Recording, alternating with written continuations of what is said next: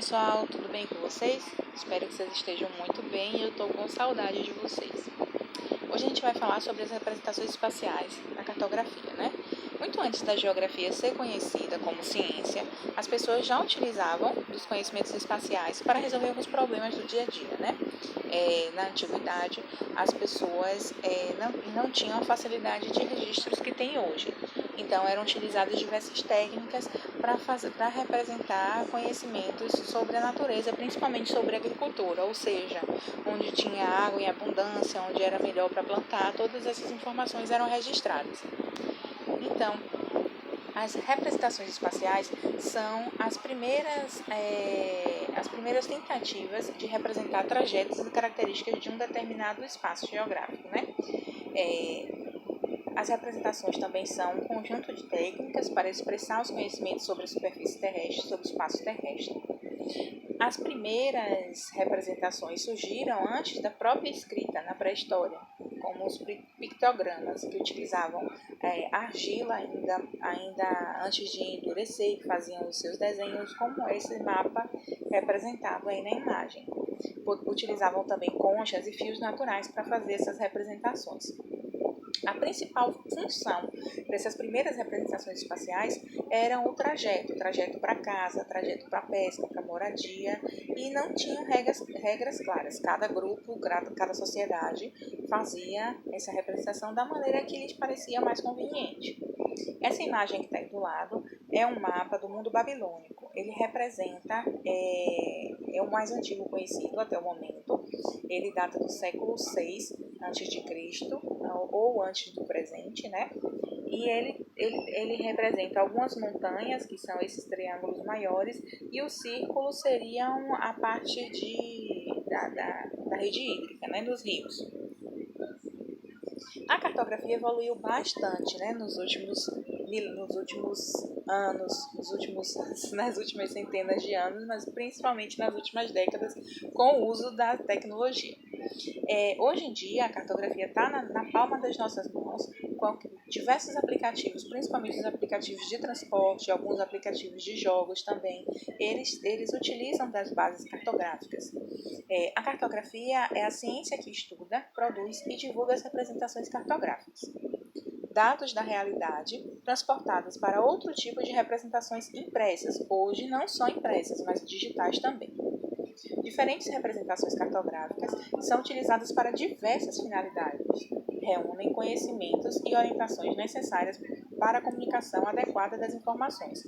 Ou seja, a cartografia não é construída aleatoriamente, existem normas que precisam ser seguidas para que um mapa que seja produzido aqui no Brasil seja compreendido em qualquer parte do planeta, certo? Nessa imagem a gente tem a imagem de um jogo que deve ser bem conhecido para vocês, que é o Pokémon GO.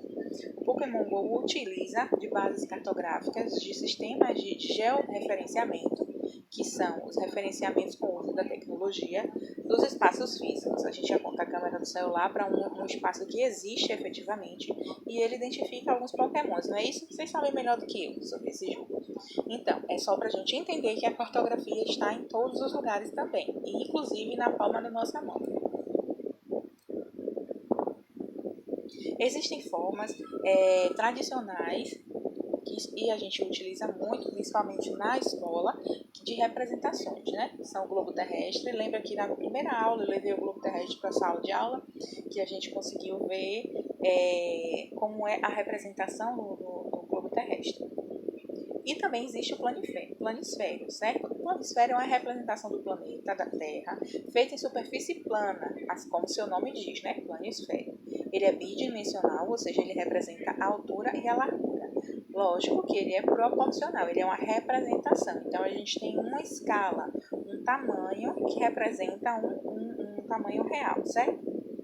O globo terrestre é uma representação de forma genérica do planeta Terra. Ela desconsidera alguns dados que não são necessários para um estudo escolar, que seriam, ele considera o globo completamente redondinho, com uma esfera perfeita, e os estudos científicos comprovam que não é uma esfera perfeita, porque tem os achatamentos no polo, entre outras coisas. Mas aí a gente utiliza essa representação para estudar nas escolas. Ele é o globo terrestre é uma representação tridimensional, altura, largura e profundidade, tá certo? Aí uma breve história da cartografia. Como a gente falou, a cartografia ela vem desde a antiguidade, então ela tem um contexto histórico até a atualidade, certo? Os mapas da antiguidade representavam o que era de conhecimento para quem estava fazendo a representação, certo?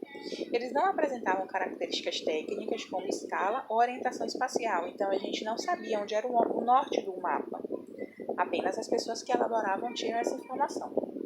Evoluíram junto com o conhecimento humano. Então, de acordo com que as pessoas foram aperfeiçoando as técnicas, a produção dos mapas também foi aperfeiçoada. Esse mapa que tem aí na tela de vocês, ele foi produzido por Eratosthenes de Cirene. Foi o primeiro a calcular a circunferência da Terra no ano 194 antes do presente, certo? Ele reproduzia a área conhecida da época, então a gente pode perceber que as porções de terra conhecidas eram o que hoje se refere mais à Europa e a uma parte da Ásia, certo? Outro mapa antigo é o de Ptolomeu. Esse mapa ele varia, não tem uma data precisa. Ele está datado entre o século I e o século II, certo? Reuniu informações conhecidas para os gregos e para os romanos.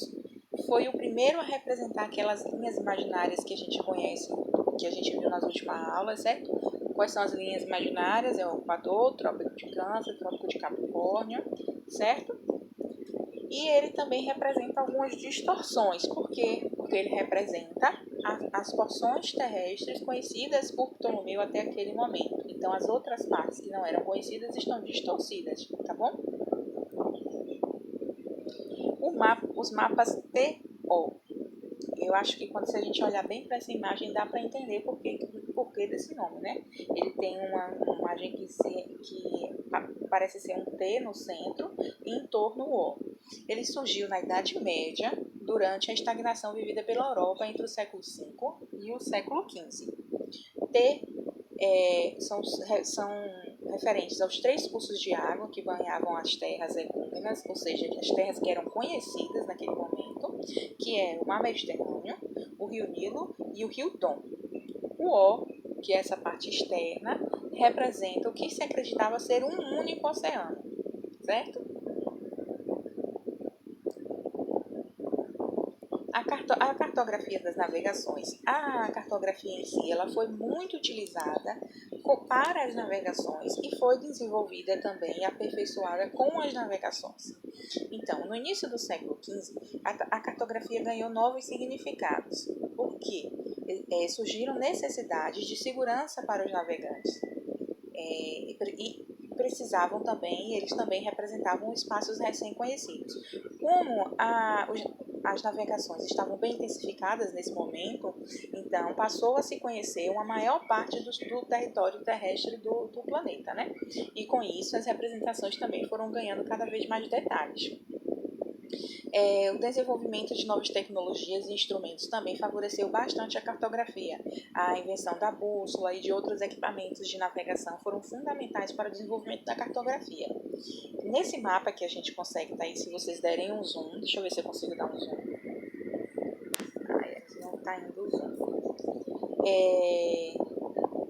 Ele representa, a gente consegue identificar diversas rosas do vento. Esse mapa também está no livro de vocês.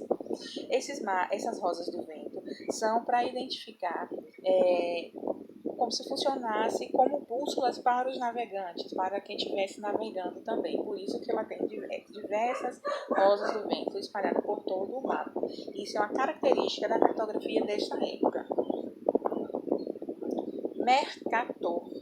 Olha o desenho dele, a imagem dele, né? A fotografia da época. Gerardo Mercator. Em 1956, ele era matemático, astrônomo e geógrafo.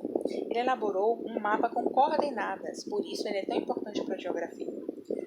Ele tinha, com a elaboração dessas coordenadas, ele tinha como objetivo reduzir as distorções, ou seja, tornar os mapas mais fiéis à realidade da maneira que fosse possível. ele influenciou todos os estudos cartográficos por conta dessa elaboração das coordenadas. Conceitos que ele criou são utilizados até hoje. Ele aliou técnicas de fotografia, os conhecimentos que ele desenvolveu, aliados às técnicas de fotografia e tecnologia digital, estão até hoje, inclusive, fazendo parte desses aplicativos que a gente falou no nosso celular. E o Mercator também foi o primeiro a abranger todo o globo terrestre, mapeando todo o globo terrestre. A gente vai fazer uma atividade, certo? São 2 atividades bem curtinhas no livro, na página 7 e na página 9, para a gente fazer uma revisada sobre esse conteúdo. E a gente também vai elaborar um mapa mental sobre a nossa cidade.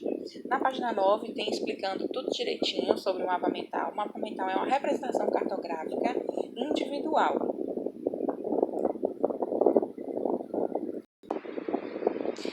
No mapa mental, a gente representa as características dos espaços que são importantes para a gente. A gente vai elaborar um mapa mental da cidade de Salvador. Esse mapinha que está aí do lado, ele é um print retirado do Google Maps, para vocês identificarem mais ou menos a cidade de Salvador. Tá vendo esse pontinho azul no mapa? Pronto, é onde eu estou agora, na minha casa. Então, vocês vão fazer a representação do mapa de Salvador. Se vocês tiverem cartolina, ótimo. Se não, pode ser no papel ofício mesmo, certo? Desenhar o mapa de Salvador não precisa decalcar, não precisa se preocupar com perfeição de medida, porque no mapa mental a gente faz a nossa representação à mão livre. Vocês podem utilizar como referência mapas turísticos, mapas escolares, os próprios mapas que estão nos livros de vocês, ou então na internet. O Google Maps também, é bom porque a gente pode dar zoom e fazer um monte de coisa nele, ou aquele outro aplicativo que a gente utilizou também, o Google Earth. Então, a gente vai coletar informações em nessas fontes que vocês acharem melhor, tá? Daí vocês vão fazer o mapa, construir o mapa e identificar onde fica a sua escola e onde fica a sua casa do mapa, tá certo? Não esqueçam de, depois que concluir a atividade, fotografar e enviar por e-mail. Obrigada, espero vocês, boa sorte, façam a atividade, vai ser muito divertido.